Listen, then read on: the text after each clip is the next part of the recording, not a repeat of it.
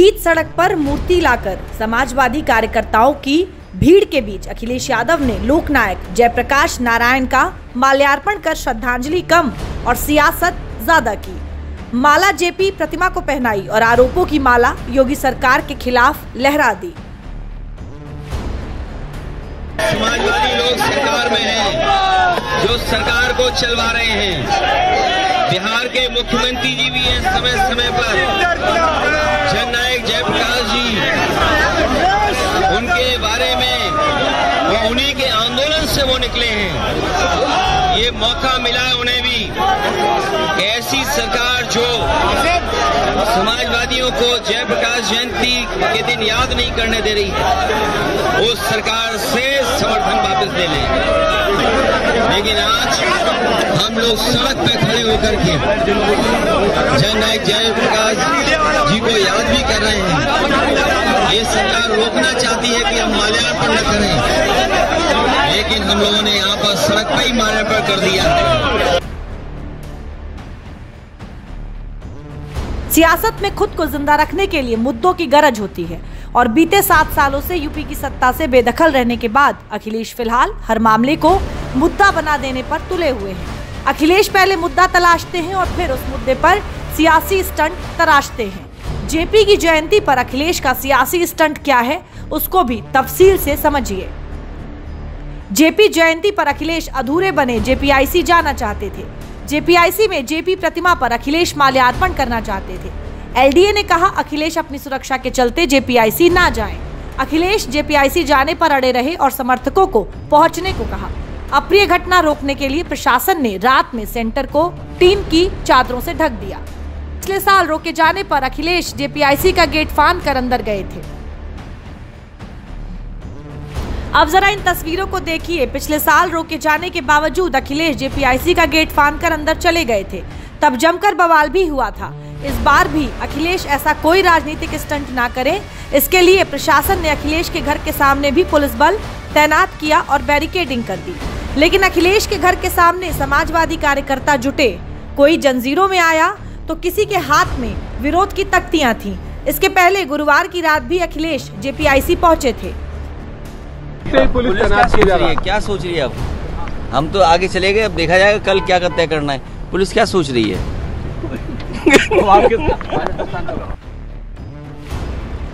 JP जयंती पर हुए इस बवाल को लेकर जहां एक और सपा योगी सरकार पर सवाल खड़े कर रही है, वहीं बीजेपी अखिलेश यादव पर सरकार के नियमों की धज्जियां उड़ाने के आरोप लगा रही है। पूरा मामला क्या और क्यों है वो भी आपको बताएंगे, लेकिन उससे पहले सियासी आरोप प्रत्यारोप सुन लीजिए।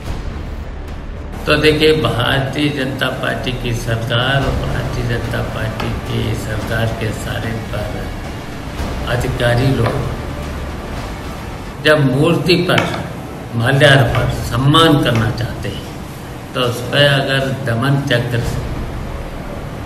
चला रहे हैं तो हम उसकी निंदा करते हैं।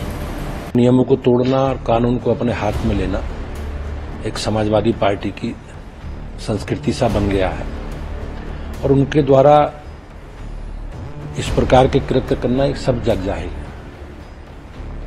सुरक्षा कारणों से लखनऊ विकास प्राधिकरण ने उस स्थान को किसी भी आने जाने के लिए प्रतिबंधित कर रखा है।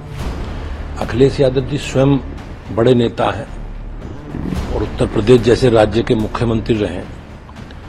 उनका ये प्रयास केवल मीडिया में सुर्खी बनाने के लिए, मीडिया में अपना स्थान बनाने के लिए है। इस पूरे मामले पर एनडीए में बीजेपी के सहयोगी एसबीएसपी के नेता ओम प्रकाश राजभर और विपक्षी गठबंधन में सपा के सहयोगी दल कांग्रेस की भी प्रतिक्रिया आई है। मुझे नहीं समझ में आता कि किसी भी जगह जहां लोकतंत्र हो वहां कोई अपनी श्रद्धांजलि तक देने नहीं जा सकता। ये कैसे हो सकता है? आप थोड़ा डूज एंड डोंट्स बता दीजिए कि साहब इस तरह से जाइए ताकि वहाँ की जो कंस्ट्रक्शन हो रहा है उसको दिक्कत न आए, वो अलग बात है। लेकिन आप किसी को रोक देंगे, उनके घर के बाहर पुलिस लगा देंगे, घेराबंदी कर देंगे, ये कहाँ का लोकतंत्र? सुरक्षा को लेकर के चिंतित है कि जहाँ लोकनायक जयप्रकाश जी की मूर्ति लगी है वहाँ बरसात हुई है, साफ सफाई नहीं रही है वहाँ, तो वहाँ जाने पर कोई भी बात हो सकती है। और जहाँ तक वो महापुरुषों की बात करते हैं कि भारतीय जनता पार्टी एनडीए सरकार महापुरुषों का सम्मान नहीं करती, तो एनडीए सरकार 4 बार सपा की सरकार थी, 4 बार में एक फोटो बता दें जहां महाराजा सुहेलदेव जी की मूर्ति लगवाए हों, और एनडीए गठबंधन सरदार वल्लभ भाई पटेल की मूर्ति लगी, महाराजा सुहेलदेव जी की लगी, बाबा साहब डॉक्टर अम्बेडकर की लगी। Jayaprakash Narayan international convention centre के गेट पर टिन शेड लगाने के बाद ही सपा ने योगी सरकार के खिलाफ मोर्चा खोल दिया है। लेकिन इन तमाम विवाद के बाद सबसे जरूरी सवाल ये है कि आखिर जेपीएनआईसी में ऐसा क्या है जिसको लेकर विवाद हो रहा है। अखिलेश यादव की सरकार का ड्रीम प्रोजेक्ट, इसका निर्माण 2013 में सपा सरकार में शुरू हुआ था। शुरुआत में इसका बजट 178 करोड़ रुपए का रखा गया, लेकिन साल 2016 आते आते इस परियोजना पर 864 रुपए खर्च हो गए।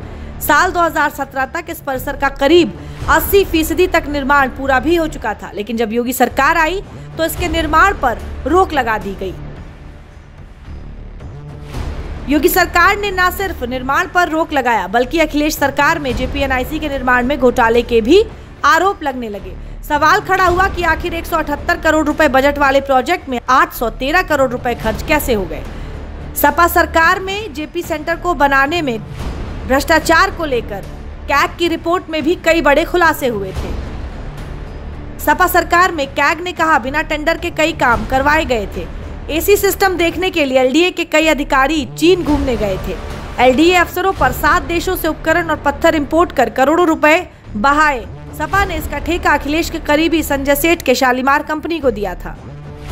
बीजेपी प्रवक्ता आलोक अवस्थी ने भी सिलसिलेवार ढंग से आंकड़े देकर जेपीएनआईसी में भ्रष्टाचार का आरोप अखिलेश यादव और उस समय की समाजवादी सरकार पर लगाया है। योगी सरकार ने जब सत्ता में आने के बाद जेपी सेंटर में भ्रष्टाचार के जांच की कार्रवाई कराई तो कई चौंकाने वाले सच निकल कर आए। तब जेपीएनआईसी का बजट बढ़ाने वाले एलडीए अफसरों ने इस प्रोजेक्ट के नाम पर विदेश दौरे का भी खूब मजा उठाया था। मामले की जांच अभी भी जारी है। योगी सरकार ने जब इस जेपीएनआईसी के निर्माण पर रोक लगाई थी तो मामला हाई कोर्ट भी गया था, लेकिन रोक अभी जारी है।